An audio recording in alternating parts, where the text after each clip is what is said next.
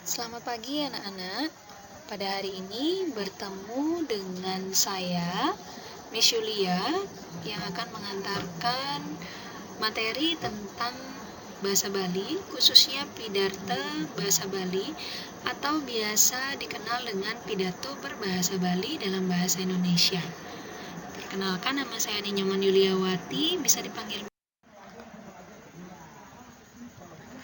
Oke, yang pertama yang akan Miss jelaskan adalah tentang arti dari pidato. Jadi, apa arti pidato? Hampir sama dengan arti pidato dalam bahasa Indonesia, hanya saja di sini bahasa yang digunakan adalah bahasa Bali. Silakan dibaca untuk pengertian dari pidato. Oke, berikutnya adalah beberapa tata cara dalam membawakan pidato.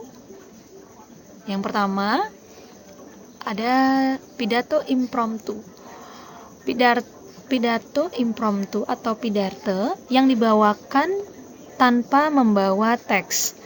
Karena orang yang berpidato atau dalam bahasa Bali disebut pamidarta,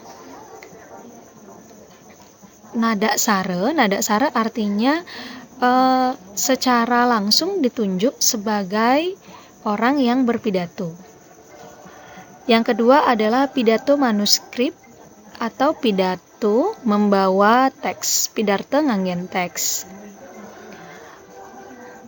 Yang artinya pidarta sane kebaktayang antuk nguacan teks, yaitu pidato yang dibawakan dengan cara membacakan teks.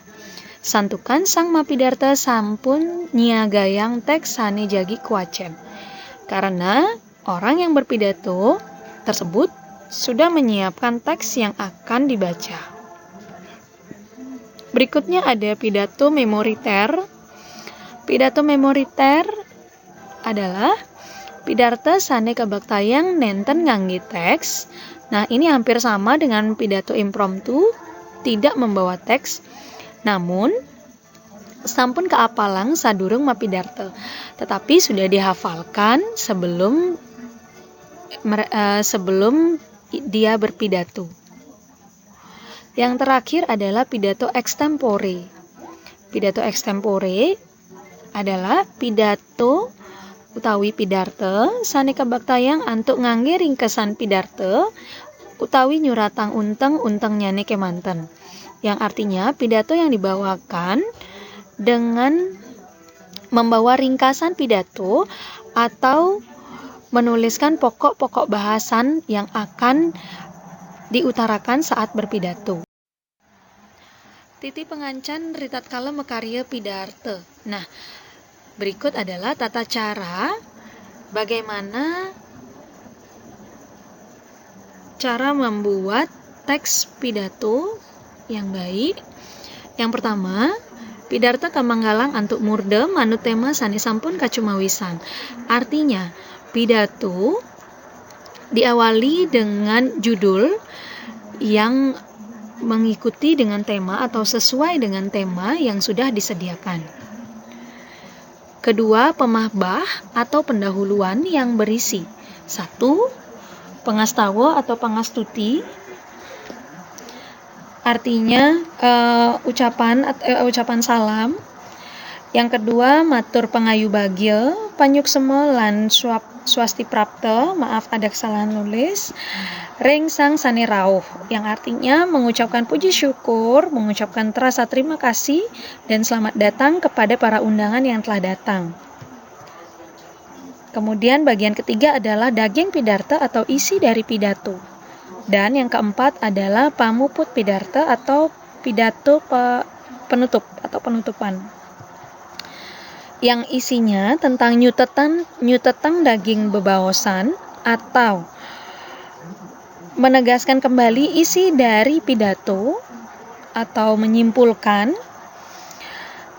Yang B, matur suksema mantuk ring uratian para janane, mengucapkan terima kasih atas perhatian para pendengar saat kita berpidato.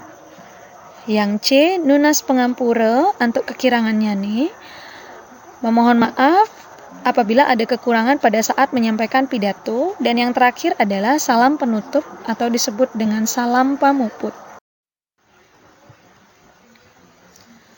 Nah, berikut adalah tata cara bagaimana memeriksa atau menjadi seorang juri dalam lomba pidato apa saja yang dinilai. Ada 5 kriteria. Sanesring katurekse rengsor puniki. Ya, ada 5 kriteria yang dinilai seperti di bawah ini. Yang pertama adalah pengelolaan tema. Murdan miwah daging pidarto manut ring tema. Judul dan isi dari pidato sesuai dengan tema. Yang kedua, bahasa. Suara, pelafalan, sane manut miwah angga ungguhing basa.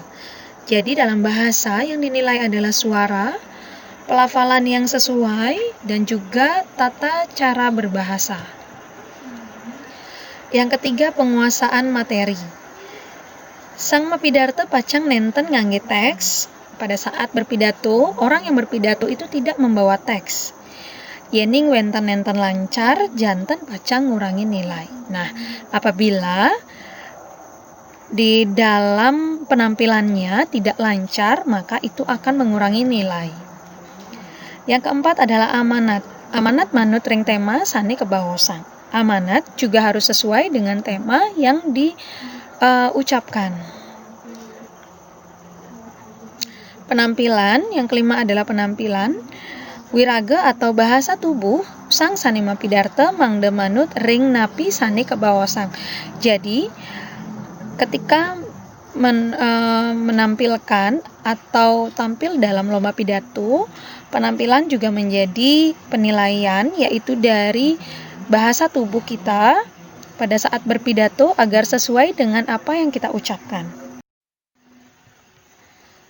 Dan berikutnya ada tetikesan mapidarto. Tetikesan adalah bagaimana kita membawakan pidato tersebut. Yang pertama adalah wicara. Wicara ini ngeninin indek kewagedan ngolah tema mangdane presiden udut kayun sang sane mirengan. Mengenai bagaimana kita mengolah tema agar dapat mencuri perhatian sang pendengar. Kemudian ada wirama. Wirama adalah tembang baos Bali atau lagu ucapan intonasi, lebih dikenal dengan intonasi suara, yang sesuai dengan penggalan kalimat, sane mawinan kapiragi lengut, agar terlihat terdengar indah suaranya. Berikutnya ada wirase. Wirase berkaitan dengan kewagedan. Kewagedan itu kepintaran kita, bagaimana memberikan penghayatan mangde napi sane kebawosan, agar apa yang kita ucapkan presiden nuwa wirasan sang sane mirengang. Presiden nuwa artinya bisa mensihir, atau mensihir itu bahasanya seperti orang yang mendengar itu mau melakukan apa yang kita ucapkan, seperti itu. Nah, wirasan sang sane mirengang nenten dadi kaapalang. Nah, untuk wirasa ini tidak bisa dihafalkan, tapi harus menghayati isi dari pidato yang kalian bawakan. Yang terakhir ada wiraga. Wiraga inggih punika semita miwah raras atau bahasa tubuh. Seorang yang berpidato juga menggunakan bahasa tubuh, baik itu tangan, dari wajah, mimik wajah juga berkaitan. Nah, sane kaanggen mitegesin bebaosan nyani yang digunakan untuk mempertegas apa yang ingin. Selain pidato, ada juga bebaosan yang ada di dalam bahasa Bali. Yang pertama itu ada pidarto. Bebaosan membahasa Bali alus, artinya bebaosan bahasa Bali alus reng acara pekraman sane daging nyani umum nenten ngeninin indi acahan agama. Pidato juga bisa didefinisikan sebagai wacana berbahasa Bali halus di dalam acara resmi yang isinya umum, tidak berkaitan dengan ajaran agama. Berikutnya ada Dharma Wacana. Dharma Wacana adalah wacana berbahasa Bali halus dalam forum formal juga yang berisi tentang ajaran agama. Yang ketiga ada Sembrama Wacana. Sembrama Wacana berupa wacana berbahasa Bali halus yang diucapkan sebagai sambutan ketika ada acara formal. Jadi ada Sembrama Wacana. Yang keempat Atur Piuning. Atur Piuning adalah wacana berbahasa Bali halus yang melaporkan. Atur Piuning sama seperti laporan. Nah, yang melaporkan kawentenan karya sane kalaksanaya. Yang melaporkan kegiatan yang akan dilakukan. Baik, sekian materi pidato bahasa Bali pada hari ini. Semoga bermanfaat. Nah, berikut bisa disaksikan juga beberapa istilah yang berkaitan dengan pidato berbahasa Bali. Ada Dharma Tula, Widya Tula. Dharma Tula sama seperti diskusi. Widya Tula sama juga seperti diskusi namun berisi tentang pengetahuan. Dharma Swaka bebaosan pengabdian kapiolasan seperti kampanye. Jadi meminta suara seperti itu, ada yang diminta. Simakrama adalah pertemuan Dharma Swaka, artinya juga hampir sama dengan Dharma Wacana. Yang kelima ada Saur Pitaken atau kudang-kudang istilah kaangen mangosang anake sane sering nilat bebaosan ring pekraman seperti. Nah, berikut ini adalah istilah-istilah yang digunakan untuk menyebutkan orang yang mengikuti lomba di pertemuan resmi seperti pidato. Orang yang berpidato disebut dengan pamidarta atau orang yang berpidato kalau dalam bahasa Indonesia disebut dengan orator. Berikutnya pemaos. Pemaos adalah pemakalah atau penyaji. Yang ketiga ada ugrawakya yang biasa kita kenal dengan MC atau